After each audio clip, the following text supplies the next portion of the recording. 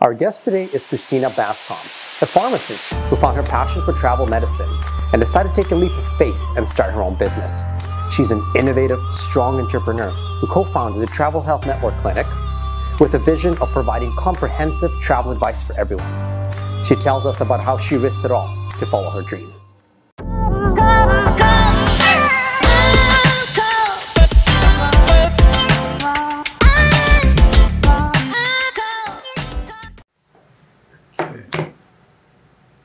Rolling. This is rolling. Lawrence, are you good? 1, 2, 3. Yeah. 3, 2, 1. Okay, you guys can start talking. Welcome to another episode of The Inside Look. Today, Sandy and I have a chance to interview a pharmacist that has turned her passion into reality, Christina Bascom. Christina has found herself drawn to the specialized area of travel medicine, and she has opened a successful travel health clinic to pursue her passion. Thanks for joining us today, Christina. Thanks for inviting me. So tell us a little bit about yourself. What would you like to know? I'm a pharmacist, obviously. I've been a pharmacist since 1999, where I graduated from the University of Alberta. I'm a mom. I have 3 kids. I also have 3 dogs. Oh. And as you mentioned, I am part owner of a specialized travel clinic. That's all we do is travel medicine. And I love to dive and climb mountains and bodybuild. Excellent. And stuff like that. So kind of starting from the beginning then, when you were a student, what were your goals what were you expecting? Like when I first started university? Maybe when you started pharmacy school. Or Pharmacy school? Okay.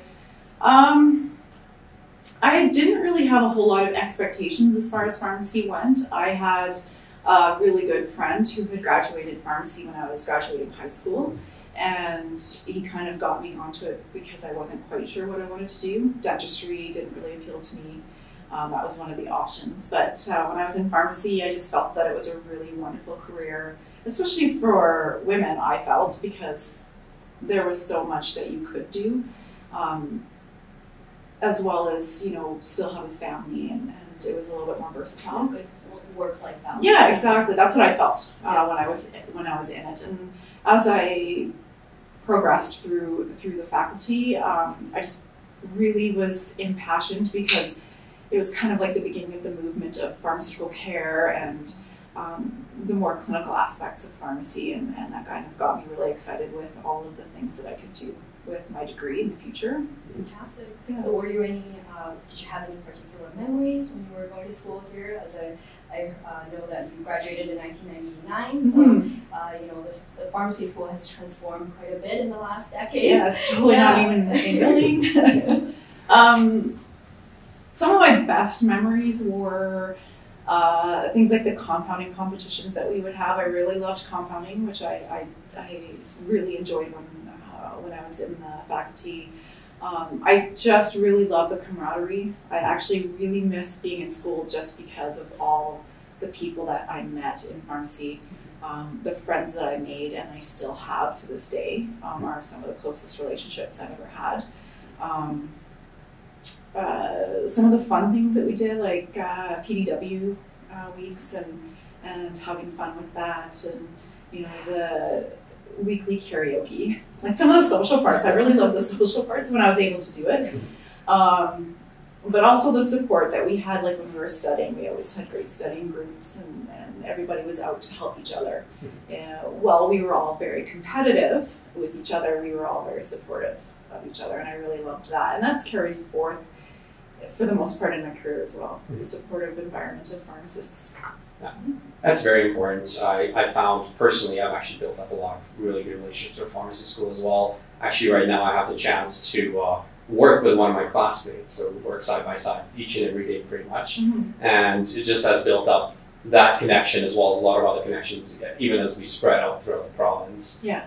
So it definitely kind of builds up that camaraderie for sure. Yeah. So kind of coming back a little more in terms of your goals, did you ever see yourself running a clinic when you were graduating? Absolutely not. I never once had a desire to own my own pharmacy or manage my own pharmacy, which is, I was never really a business person. I didn't really like to do the business side of anything. So my goal was to be a great pharmacist and be proficient at what I did. as much as I possibly could, and to learn from all the experiences that I had. And then eventually those goals changed as I progressed in my career. Like, I really wanted to be a great pharmacist, but I developed a really large passion for compounding. So, took that up, and when I do things, I don't really do things halfway. So I went to Houston and took the compounding course down there. I started doing some compounding with my sister-in-law for a little while, and then when I moved over to Ceylon Foods, started up some compounding with them as well, and I really loved that. That was probably my biggest goal, was to become this amazing compounder.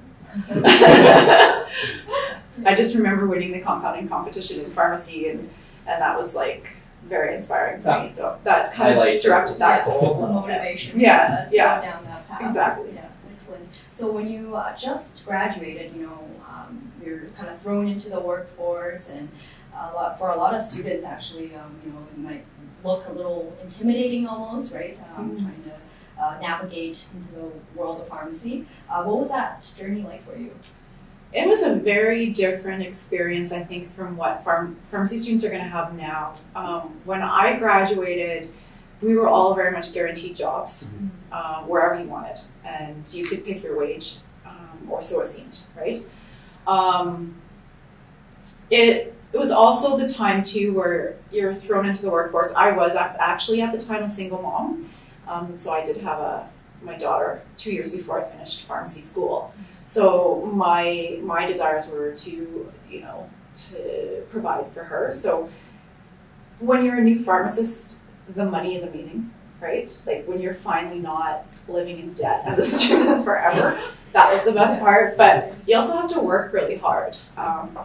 I worked really long days, and I'd work 15 to 14 days in a row. I'd take a day off, and then I'd start it again, because the harder you worked, the more shifts you were guaranteed, and if you always proved that you were ready to do that, you'd get those shifts. But I just really feel that the environment's changed a lot for pharmacy students this year, or nowadays anyways. I see a lot of pharmacy students that are applying for jobs and aren't getting them. So different environment, but if you're willing to work hard, I think you'll get what you want, right? Yeah. And that's true for anything. Yeah, for any profession, definitely. You mentioned that you used to work really long shifts, 14, 15-hour days, and you had a child at that time. How did you balance all that? I can imagine it was a little bit of, when you're at work and you're there till late hours, there's a little bit of yearning to kind of go back home and see your child. Well, honestly, I don't remember my daughter's first few years of life. I mean, I was in university plus working as well. Thankfully, I had a very supportive sister who came and moved in with me, and she helped out a lot. There was no balance back then, though. I'm not going to lie. Like, for the first, I would say, 3 or 4 years after pharmacy school, I didn't have a whole lot of balance. Being a single mom and putting myself through university, you're working really hard to make ends meet and to kind of come out on top. And then eventually you do, and you can kind of relax a little bit and ease off, and the whole prospect of working 14 days in a row is not appealing to me anymore. And I wouldn't have to, and I wouldn't want to anymore. It really decreases your quality of life. So is that something that you would advise, if you could go back, would you redo it the same way, would you say? I don't know. I mean, the circumstances, if they were exactly the same, I would do the exact same, because you have to do what you have to do. It made sense at the time. It did. And I mean, to this day, I mean, if I was thrown into that exact same situation again, I would absolutely be doing that. So for a while, you were working within the community, you were gaining a really great experience with 14-hour shifts, I can imagine. Meeting a lot of people. So what made you kind of decide to, after that period, to kind of jump back into school and to get, if I recall, I remember that you actually received another travel health certification from Glasgow in UK. I was working at Ceylon Foods in a large chain pharmacy for quite a long time. So from about 2003 until 2012, I worked with them. Around 2009, 2010, you're looking for a specialty We had just, been given as pharmacists authorization to administer drugs by injection. We had the opportunity to also have additional prescribing authority around that time as well. But I wanted to find something that I was passionate about as opposed to just something, right? So a lot of people were doing asthma education, diabetes education. And that's well and good, but I wanted something exciting and different, and travel really appealed to me. So I had quite a few friends who had, pursued travel medicine. And so out of curiosity, I just started to go to quite a few conferences in Seattle or in, Boston and that sort of thing. And eventually I decided that this is quite interesting and I really enjoy it.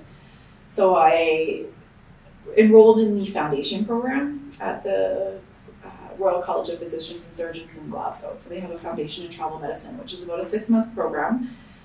Very, very limited. It's only about 4 subjects, and it's kind of a teaser of their diploma program.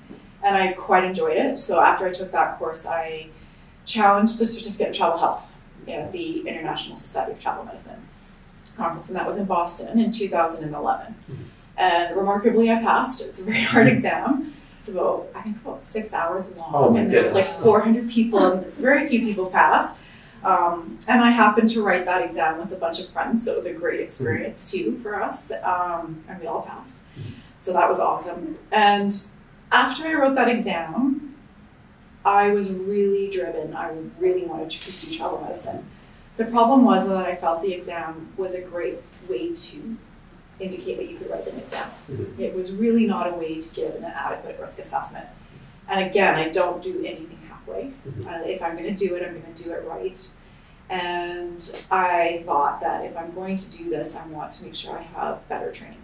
So I did a little bit of travel medicine on my own, but just felt that I needed more from it. So that's when I enrolled at the Royal College of Physicians and Surgeons again for their full diploma course, which is a full-year program. Instead of 4 modules, it's like 23 modules, or I can't remember. It was quite a few. You have to do an original piece of research. There's OSCE exams. There's written exams. Very comprehensive and very, very hard, but so rewarding. And it really helped me to really firm up my knowledge of travel medicine, do an adequate risk assessment, really focus on evidence-based medicine. And that really gave me the foundation to feel that I was confident enough to do travel medicine, and really wanted to pursue that. So then I left my job at Ceylon, and with the help of a colleague and a physician, started the planning of opening up this clinic. And it's just kind of, the rest of it is history, I guess. So sounds like a lot of extra training that you put in. You really did not go into anything halfway by the sounds of it. No. So are you a traveler yourself? I do like to travel, yes. Yeah. So I don't get to travel during the high season, which is right now for us.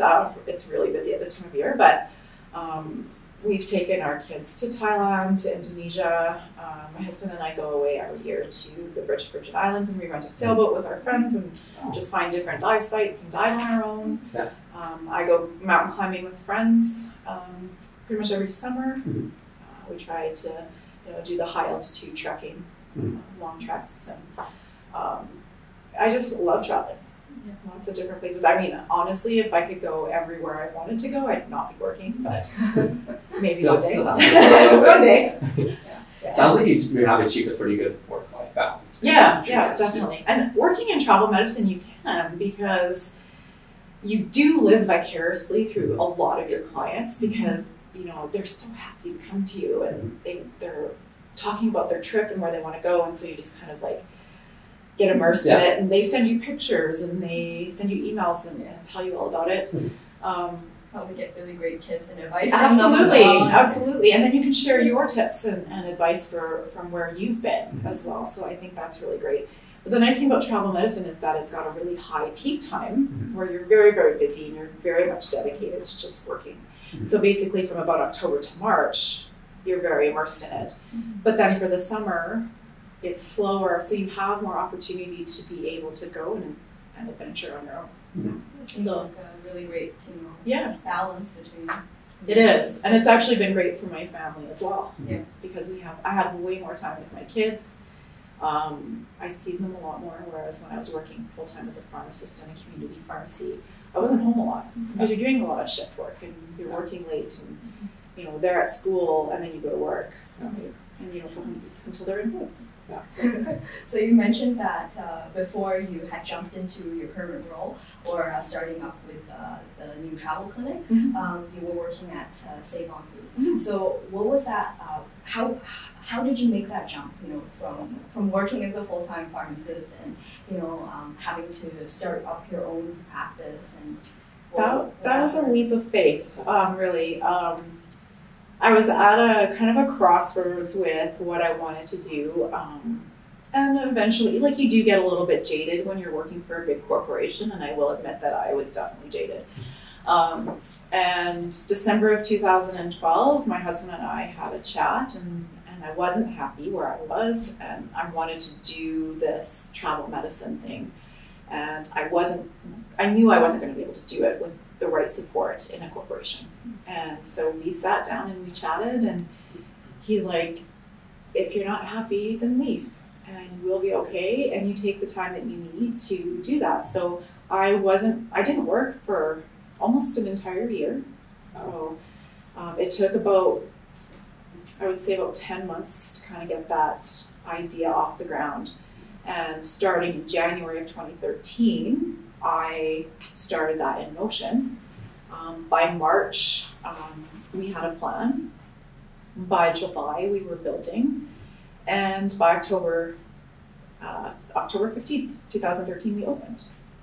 And it was, like I said, a leap of faith. You take a lot of risks and you have to make a lot of sacrifices. I sacrificed my income for almost a year, and then obviously longer than that when you're building a business, you're not making a lot of money at the beginning. So, there's a lot of things that you have to really let go.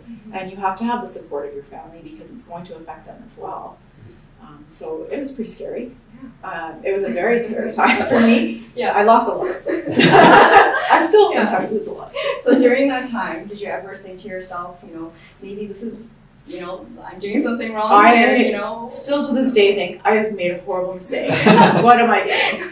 It's much better now. We're busier. We have a better, a built up reputation and stuff. But at the beginning, I panicked a lot. I've never done this. I've never taken this risk. I've never taken these chances before. What have I done? A lot. I said that a lot. And my husband's like, it's okay. It'll be okay. And you were by yourself as well, right? Without a partner or someone to. I have a business partner. Okay. Yeah, silent partner, and then I have a physician who's a medical director.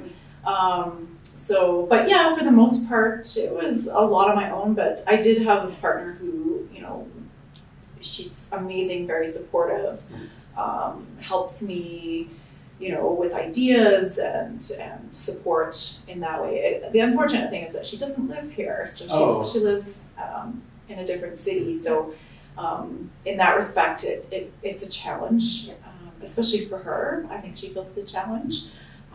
I wish she could live here. It would be great because we're an amazing team. She's a wonderful person. But at the building stage, she was up here. She was helping us get things all started, and So at that building stage, then, what were some of the challenges that you faced as a person that's new to business? Some of the biggest challenges. Obviously getting a business loan. Yeah. That kind of thing. How much money do we need to have to make this work, right? Building permits. So you need a permit to build up a space, and also finding a space. That was a big struggle, trying to find a spot that was going to be effective for us and also affordable. We had a few options that we were looking into, but I'm glad we didn't have those come through because they wouldn't have been great. We're so lucky we have great visibility and we're right on the road where people can see us. A lot of our business is walk-in, but some of the other options that we would have had, there was going to be no way that they would have known that we were there. We were hidden in a medical office building. That's not very ideal. So I guess it would have been easier to kind of look back and know. Yeah, and we got really lucky with our location. And the greatest thing about where we are is that the landlord who owns the property is a retired pharmacist. Oh, So, excellent. who actually knew my father-in-law. So it actually worked out really well. Yeah. So he Small was very world. supportive of a pharmacist venture on in one of his spaces. So he was great with that. So we were lucky in that too.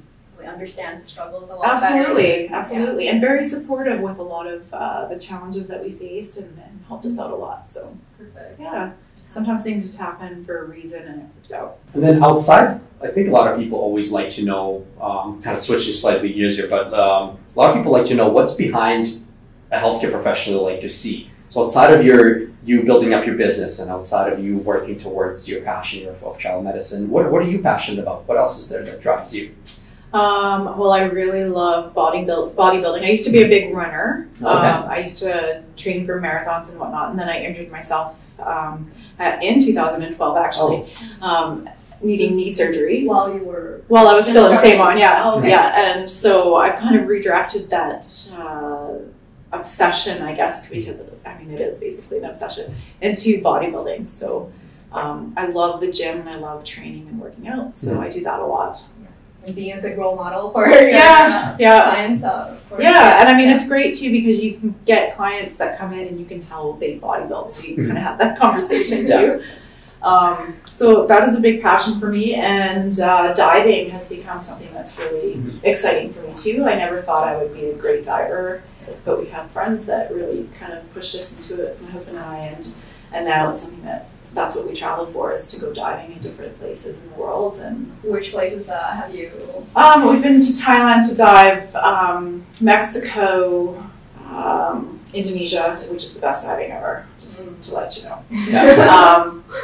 And then going to Tahiti. I'm going to Tahiti pretty soon here to go diving Well, that's there. very exciting. Yeah, and then British Virgin Islands we go every year, and sailing too. We do sailing and stuff like that. So I like to be active. My biggest thing is when I'm not at work, I want to be doing something physical, whether it's lifting weights or diving or climbing a mountain. That sounds like it's a little bit of a release as well. It is. From everything that's kind of going on.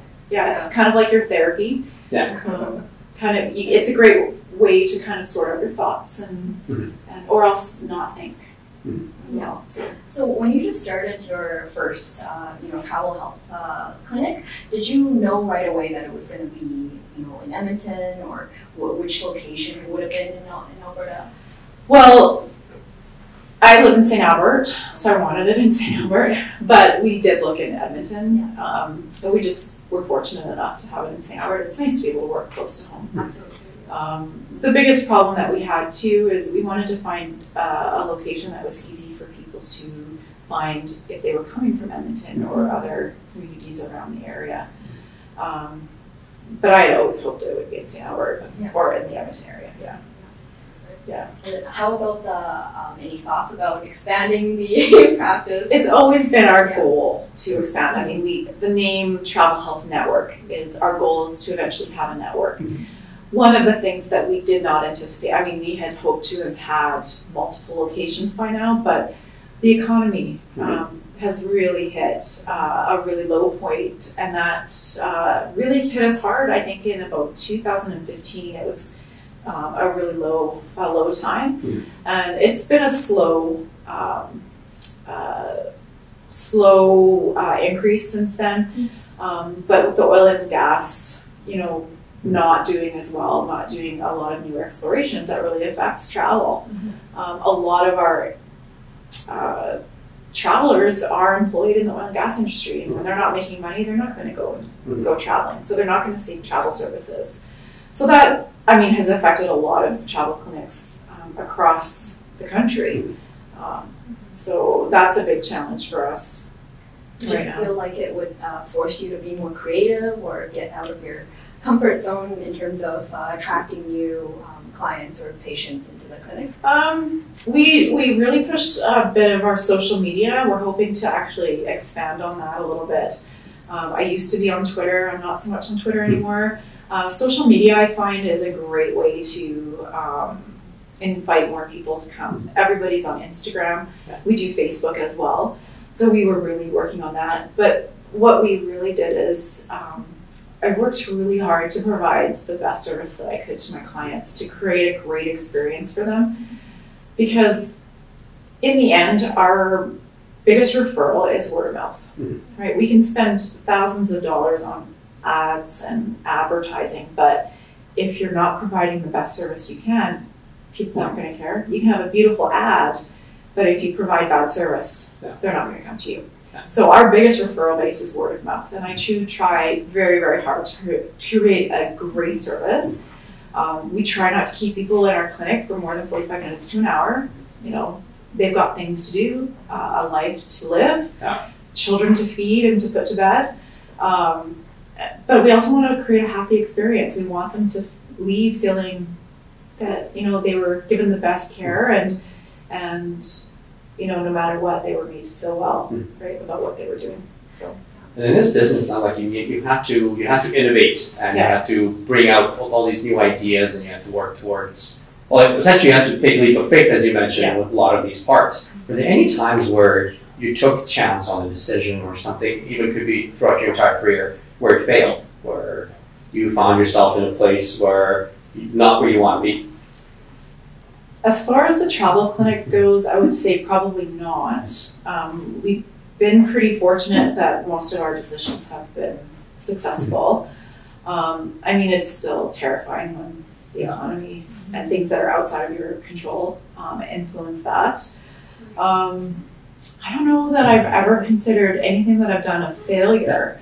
I think more everything's a learning experience. And that's an excellent way of looking at it, I think, too. Yeah. I think a lot of people maybe focus on if they have had a setback somewhere, they focus on that way too heavily, and then they don't think about the fact that you use a learning experience. Yeah, like, I mean, there's been probably a million times, and I know that's an exaggeration, but many, many times in the last few years, especially with the economy the way it is, where I've considered maybe that we shouldn't be running anymore, but then you think, well, what can I do to make things a little bit more efficient? You know, what can I do myself to, you know, bring more people in without increasing, you know, costs to the client or to myself as a owner, right? So there's just little things that you know, every problem is a challenge, and you just have to rise to it and not give up. Giving up is, I mean, everybody can give up. It's too easy. It is, like, it's so easy to give up, and it's really hard to push through things that are so challenging, like to the point where you don't sleep at night. I mean, having your own business is not an easy thing to do. Anybody who owns a business will know that. But if you give up, you'll never know if you succeeded, right? So when you mentioned that, you know, like the experience that you create for your clients, that's what's really going to make that lasting impact, and getting them to come back to your clinic and remember you as a pharmacist. So for anyone, I guess, who hasn't been to your clinic or haven't stepped foot into your clinic, could you give us a visual, I guess, depiction of what that looks like for someone to walk into your clinic? Well, the funniest thing is that every time somebody comes into our clinic, they think they're in the wrong place because it doesn't look like a medical office necessarily. We try to make the decor a little bit more relaxing. We've got nice pictures. We have coffee and tea for our clients. It kind of looks like a spa when you come in. You know, like we've got greens and grays and you know. That'd be really appealing for an individual that really wants to travel a lot. Like I said, we try not to make it look like a medical clinic. We have for our vaccine room, we have a nice reclining chair. We have a lot of fainters, so we try to make that comfortable. We've got like a footrest and a reclining chair so they can lay down. It's friendly. Like, as soon as you walk in, you see our receptionist. They're always very happy to see you. We've got toys for kids and a spot for them to sit and play. And we're pretty easygoing. You know, that's the big thing. Like, we've got a lot of kids in there, and some of the parents are like, "Oh, don't touch anything," and we're like, "Yeah, it's all good." I've had my office destroyed a million times because the kids are restless. Obviously, listening to me talk is going to be terribly boring for them, and I have no problems if they want to just, you know, do what they need to do in there and play and have fun. Because in the end, you know, I'm talking to the parents, I don't want them to be worrying about their kids, and it's just a relaxed environment. Yeah, absolutely. Yeah. And, you know, some clients who walk into a medical clinic, you know, that's a very different experience than walking into somewhere like you mentioned, somewhere that's more relaxed and puts them more at ease. Yes. As you would. Yeah, especially when they're expecting to get a needle and they don't want to. It's very stressful. Yeah. So the area of travel medicine has become a really hot topic lately. There are a lot of individuals and whether it be physicians, pharmacists, nurses that are going into the field and trying to practice it. What's your advice on that? This, for me, is kind of a hot subject just because I am very, very passionate about travel medicine. I do feel that if you're going to provide travel medicine, you should do it on a regular basis. I don't think it's just something that you should be doing as a money grab. Which it is for a lot of people. I know it's really big in community pharmacy now. A lot of people are wanting to do it because it is a big draw and because it is a non-insured health benefit. There's no set fee, right? Honestly, the college came out with an article, I think it was a year or two ago. Just because you can doesn't mean you should, and I fully support that. I do not feel that every pharmacist, doctor, or nurse should be providing travel medicine. And that gets me in a lot of trouble sometimes, but I do honestly feel that.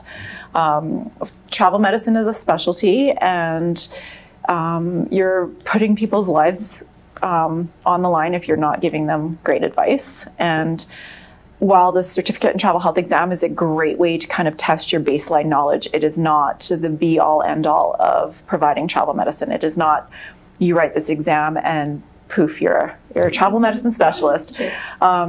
Not everybody has to do the same type of training that I've done through the College of Physicians and Surgeons in Glasgow with the travel medicine diploma, but I feel that it's a great tool to have. It does give you a great way to provide adequate risk assessments, but another way to make sure that you are doing a great service to travelers is to do it on a continual basis.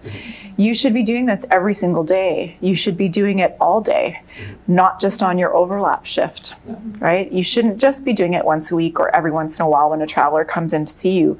This is something that you should be doing every single day. You should also be willing, or your employer should be willing, to invest in reliable resources.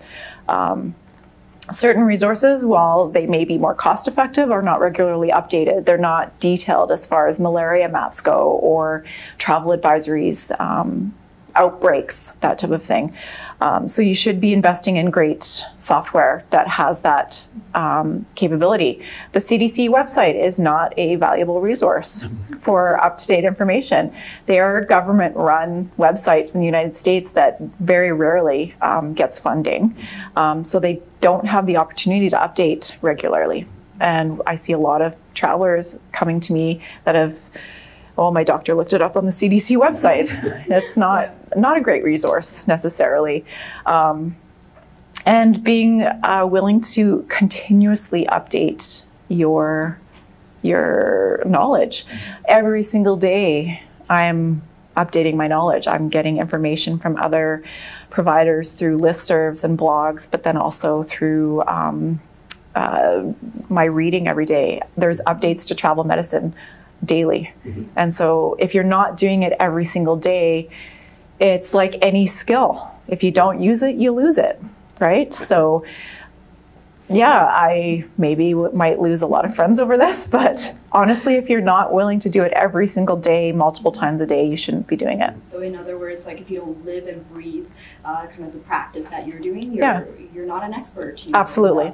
And that's how I feel. Yeah. So kind of like what Dimitri touched on before as well, you know, there's a huge surge of pharmacists who, you know, when the opportunity arises, whether it's diabetes educator, you know, we're going to collect all those different certifications. Yeah. And, you know, it's tough, particularly when, you know, there are pharmacists who are genuinely passionate about what they do and are, you know, experts in their field. Yeah. Yeah. Have you had to face any challenging situations where a patient might come to you where they may have not gotten the best of care when it comes down to, or advice when it comes down to travel medicine, that really kind of grinded your gears? Oh, of course, like pretty much every day. And it's unfortunate. And they ask me why, well, my friend went to this pharmacy, or they went to this clinic and they were told this, or they went to their doctor and they were told this. Conflicting information.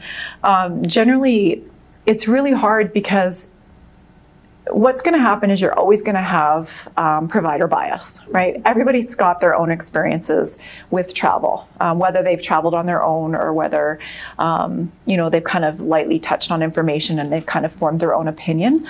The biggest problem that I have is that a lot of the providers that are giving the information, they just don't have the resources. They don't have the general knowledge because it's just something that they dabble in. So a lot of clients that I have come in from other providers, they are now coming to see me, for example, for yellow fever, because they saw, their doctor or another pharmacist, but they couldn't get yellow fever from them. My biggest, it's the vaccine that they want. But what about the education on disease prevention, right? So a lot of times what's happening is that they're being educated on vaccines, and these are the vaccines that you need. And if you don't get these vaccines, these are diseases that you could get. But how do we stop getting these diseases in the first place? So, just different biases. Like a lot of people really focus on vaccines. A lot of people will focus on, let's give you all the pills for malaria prevention. What about the education?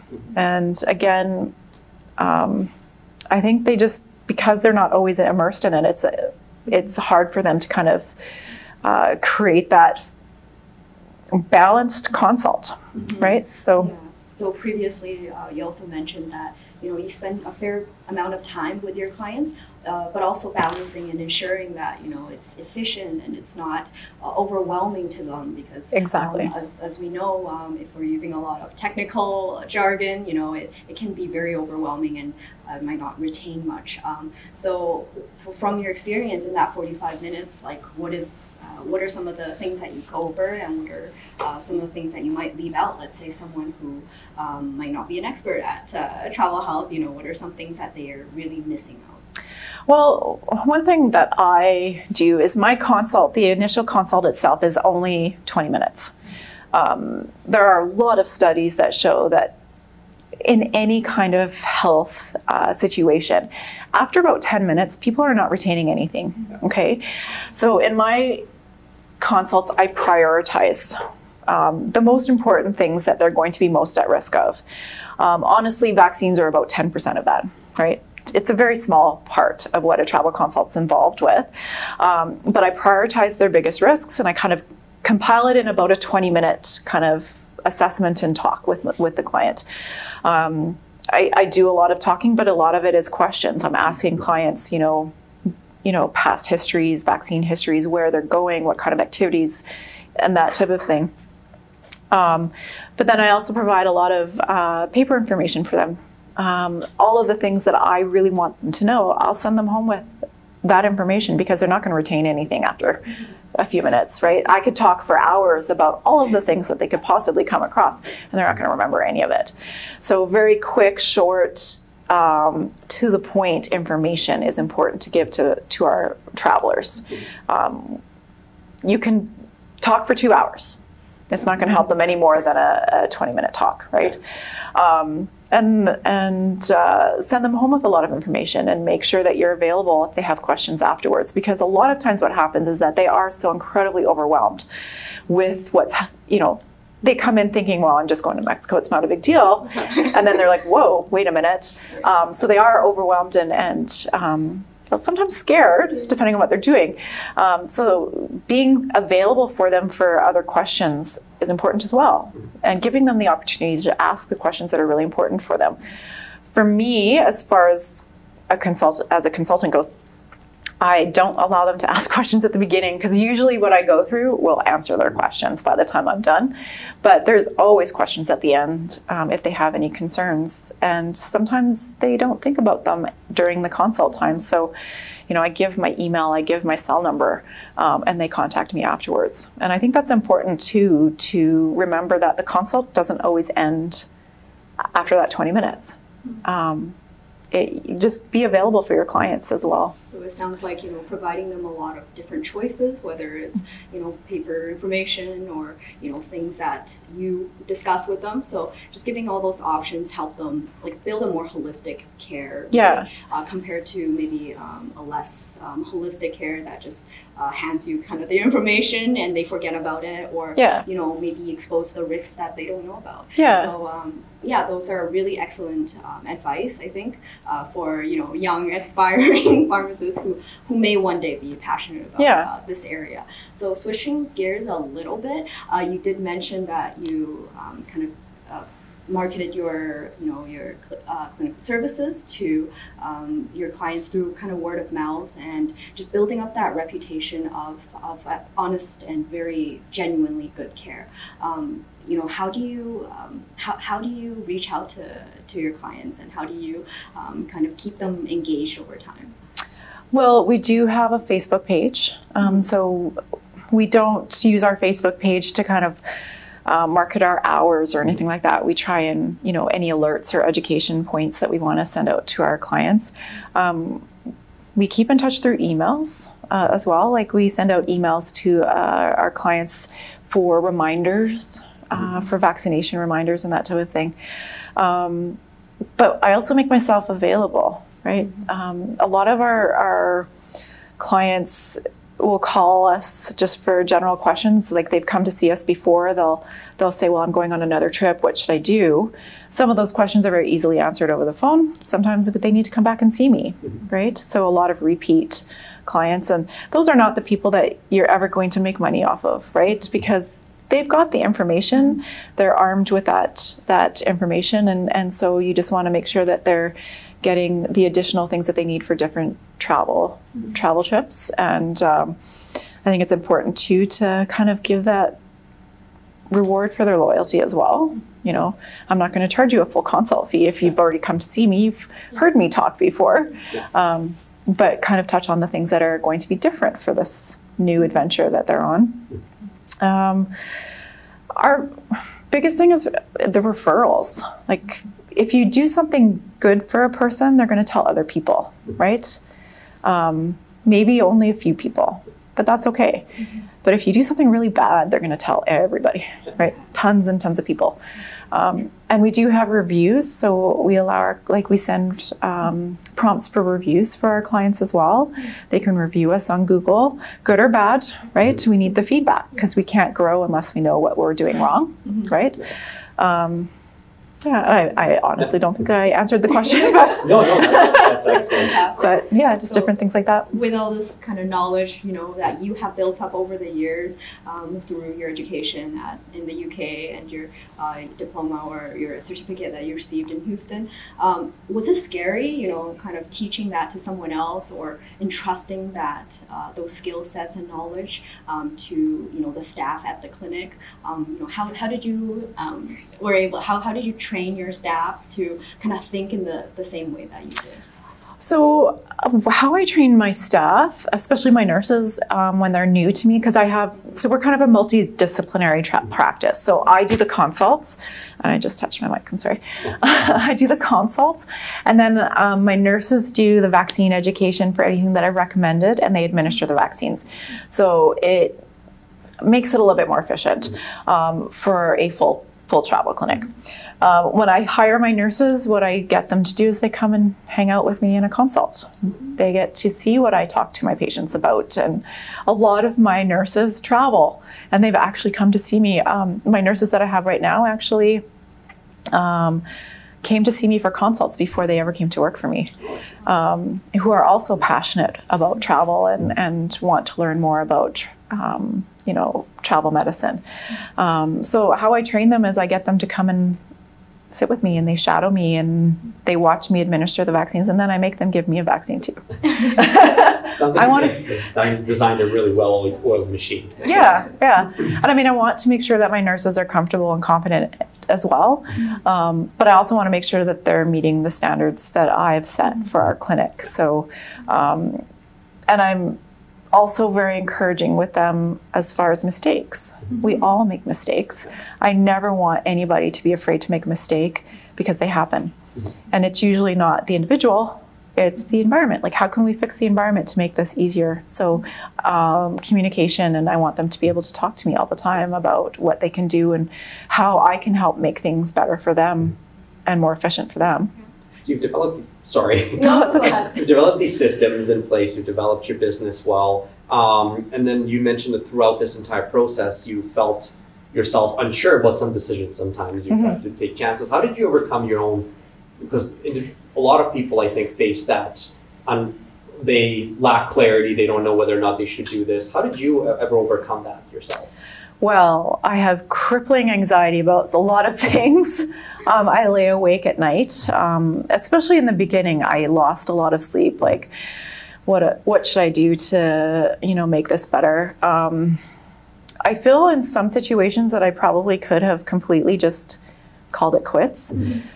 The most important thing I find is, if you have a problem, find a plan. Like, find a plan, and don't feel that you have to fix it in one big step, right? There's always baby steps that can lead up to how you can resolve an issue, whether it's a financial issue as an owner. Like, there's always going to be those issues that are very overwhelming. Like, what kind of sacrifices that can you make in your personal life to balance out that financial issue at work? Or how much harder can you work on your own to make the financial issue better, kind of thing. But I think the biggest thing is to break it down in tiny steps, because once you start, it gets really overwhelming when you look at a problem and it is huge and you're like, I'm never going to overcome this, right? How am I going to do this? And ask for help. We're so, as humans, we're so driven to succeed, and we're so worried about what other people are thinking about that we forget that if we ask for help, it eases the burden. So, ask help with your spouse or your business partner. But if you shut down and just kind of take everything on to yourself with whatever business problem that you're having, it's never going to work out. And it's just going to eat at you. So, how do you know when you're on the right track? That's a hard question, but that is a hard question, especially for an individual that's starting up and they're thinking, this is what I want to do, that's what I'm passionate about. But how do you know if you got the right idea? How do you know if you're on the right track? How did you know, for example? When you know that you're on the right track, your customers are happy, your clients are happy, and you feel more confident and happy about what you're doing. It is a really hard question, because you could be on the right track and still not be overly successful on paper, right? And I just think that's a question that a lot of people ask themselves, and it doesn't necessarily have to be an individual business either. I think in a lot of our careers, I might ask myself, am I on the right track? Yeah. And it's a question that I think a lot of us ask, so that's why I'm curious to hear what you think. I think, this might be a little bit cliche, but if you're working really hard, but you're happy doing it, even though you're stressed out, if it still brings you joy, then I think you're on the right track, right? If you are very stressed out and you're just dreading going into your business, maybe you need to change things, right? It just depends on how much joy. I love going to nobody likes going to work. But when I'm at work, I'm happy. It's exciting. I love my people. When I'm in it, it's great. And we all have off days, but if you're loving what you do and you're working hard at it, then I think you're doing okay, right? And a lot of people really focus on their success on how much money they make. They want to be millionaires and stuff. I don't think travel medicine's ever going to be a way to make millions, okay? But I'm so passionate about it. I love being able to help people and to provide them with the best care that I can. And that's a reward for me. And that, to me, is success, right? So knowing what you kind of know now, with your experience and also, being a leader in really changing the sphere of travel medicine, how much do you attribute your success today to luck, and how much do you attribute it to your personal work ethic? Whether it's staying up for those late hours. I don't think any of it is luck, honestly. There is no luck. It's just a lot of hard work and learning from my own mistakes. When I first started out, I was terrified. we had this idea that we could do this 20-minute consult. And I was like, how am I going to do 20 minutes? But it's trial and error. You find out what works and you work really hard at it. And you make mistakes, whether it's mistakes with clients or mistakes in business. You make those mistakes and you learn from them and you own them. Like if you make a mistake with a client, you call them up and say, hey, this might have been wrong. This is how I'm going to fix it, right? And also accept that you made that mistake with that person and learning from it. And most importantly, owning up to it. I think a lot of us are terrified of making mistakes, so we don't take chances. Yes. So I think that's important to kind of acknowledge as well. Yeah, absolutely. So for younger pharmacists or for younger professionals who are just entering pharmacy or the healthcare scene, what are some of advice or I guess life wisdom that you would give to your younger peers, and why? I think I've kind of said this a lot, is don't be afraid to make mistakes. And this has kind of been my thing ever since I graduated. Because as soon as you're afraid to make mistakes, you're afraid to take chances and you're never going to move forward. And I also think it's important to take risks. Sometimes you have to think outside the box. It's all well and good to only focus on what's in front of you, what's written out in a good plan for you. But when you're doing evidence-based medicine, a lot of things aren't fully regulated. You have to kind of think outside the box and think, well, what's the best scenario for my client and for my patient? And do that, because if thinking inside the box is all that you're willing to do, but it's not going to help the patient at all, then I think you're not going to do well for yourself or for the people that you're helping. So I love that, actually, one sentence that you said there, where if you're afraid to make mistakes, you'll be afraid to take chances. I feel like that actually really resonates with me. I think that is something that a lot of, not even just health professionals, anybody really faces in their day-to-day lives. If they're just afraid to make that mistake, they will never try it. Yeah, exactly. And so I have a more fun question for you, Christina. So you've seen a lot of clients who have traveled all over the world, and you yourself are an avid traveler, and you love hiking and being in nature. What if you could suggest one travel destination, just one? Where would it be and why? There's so many. I love Bali. Like, that is my favorite place. And what I would do is go off the beaten path. Stay in a little village, stay in a homestay. Don't do the tourist itinerary. Go to a really remote area, live, and be friends with the people that live in the area. Because you will have a completely different experience than someone who stays in the nice hotels on the nice beaches. And another thing too, when you're traveling, is don't judge. They live in a different culture than you. I mean, obviously things that we'd find disconcerting or offensive is part of their culture, and embrace that. Just go and experience it and open your mind, because it's amazing. You'll have a completely different experience. I definitely going to check out Bali. I've heard lots of things, but something I feel like I want to travel more, just haven't had the opportunity to. Yeah. But I think with that being said, on that point, thank you very much for joining us today, and thank you for all your wisdom and knowledge and telling us about your story and opening up about things that you've done great and things that may have been more difficult in life too. We really appreciate that. And just to finish things off, Christina, for our listeners that may be interested in finding out more about your clinic or learning about where you are or using up your services, could you tell us a bit more about where you are? Well, our clinic is physically located in St. Albert. So we're at number 30, 200 St. Albert Trail. So we're right on the trail by the Boston Pizza. So we're really easy, kind of on the south end of St. Albert, very easily accessed off the Henday.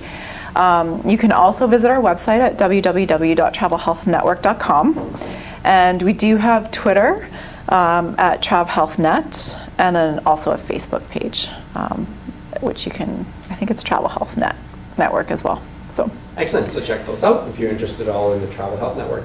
Thank you very much again. thank you. Hey guys, hope you really enjoyed this interview. Today, Christina talked about some really powerful insights that she's been able to acquire through building up her business at the Travel Health Network. You know, one of the biggest takeaway messages that I was able to get from this was, you know, how to tackle problems. And Christina breaks down into two different strategies. Number one is breaking down problems into smaller ones so that they don't feel so overwhelming. And the second one is asking for help and support from your family, your friends, and your colleagues. And I think these two strategies are things that we can apply in our day-to-day lives no matter what we're doing. Hope you really enjoyed it. I know we did for sure. If you did, like, comment, subscribe below. And that's it. Until next time.